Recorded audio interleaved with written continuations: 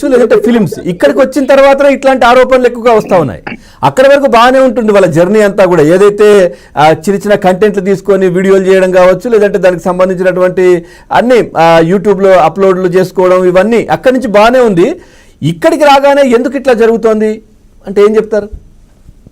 Yes, అంటే రకరకాల opinions మనం ఇందులో కూడా చెప్పాలంటే, ఫేమ్ వచ్చిన తర్వాత కాస్త లైఫ్ స్టైల్ కూడా మార్చుకోవాల్సిన అవసరం ఉంటుంది. అంటే ఇప్పుడు అవకాశాల కోసం ఎదురు చూసేవాళ్ళు, టాలెంట్ తో వాళ్ళంతా కూడా వచ్చిన తర్వాత, ఒక ఫేమ్ వచ్చిన తర్వాత కాస్త దాన్ని తలకెక్కించుకునే పరిస్థితులు కూడా ఇక్కడ ఉంటాయి.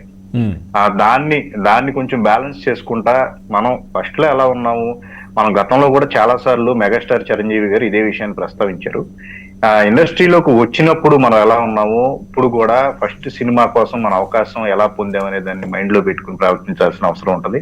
ఎప్పుడైతే మనం విజయం సాధించామో, ఒక ఫేమ్ వచ్చింది, నేమ్ వచ్చింది, మనం బాగా సంపాదించేసామని చెప్పేసి గర్వం ఎప్పుడైతే తలకెక్కుతుందో కంప్లీట్ గా లైఫ్ అనేది చేంజ్ అయిపోతుంది, అది తలకిందులు అయిపోయే పరిస్థితి కూడా ఉంటుంది. కాబట్టి ఇదే విషయాన్ని ప్రతి ఒక్కరు, ప్రతి ఆర్టిస్టు ఎవరైనా సరే, ఏ రంగంలో అయినా సరే ఎదిగే వాళ్ళు అయితే, పర్టికులర్ గా సినిమా రంగంలో ఇది రంగుల ప్రపంచం, ఇందులో ఎక్కువ ఫోకస్ అనేది ఉంటుంది, ప్రతి వారి చూపు మన మీదే ఉంటుంది. కాబట్టి ఈ విషయంలో అవకాశాల కోసం ఎదురు చూసేదానికంటే అవకాశం వచ్చి ఫేమ్ నేము వచ్చిన తర్వాత ఎక్కువ జాగ్రత్త పడాల్సిన అవసరం ఉంది అని చెప్పేసి కూడా ఆయన ఎప్పుడు ప్రస్తావిస్తూ ఉంటారు. ఎవరికి ఏ కొత్త వారు వచ్చినా సరే ఇదే సలహా చెప్తూ ఉంటారు.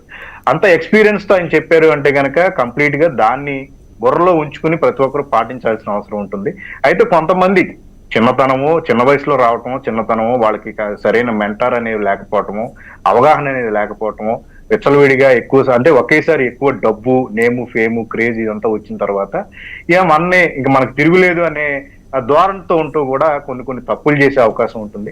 బట్ అవి రిపీట్ కాబోతుందంటే ఈ విషయంలో ఒకళ్ళకి ఇలాంటి సిచ్యువేషన్ ఎదురైందంటే ఆయన పడే వాటన్నిటిని కూడా సిచ్యువేషన్స్ గమనించుకుని దాన్ని పాఠంగా తీసుకుని మిగతా వాళ్ళందరూ కూడా జాగ్రత్తలు పడాల్సిన అవసరం ఉంది. బట్ ఈ మధ్య కాలంలో చూసుకుంటే కనుక ఇలా వన్ బై వన్ వివాదాలు అనేవి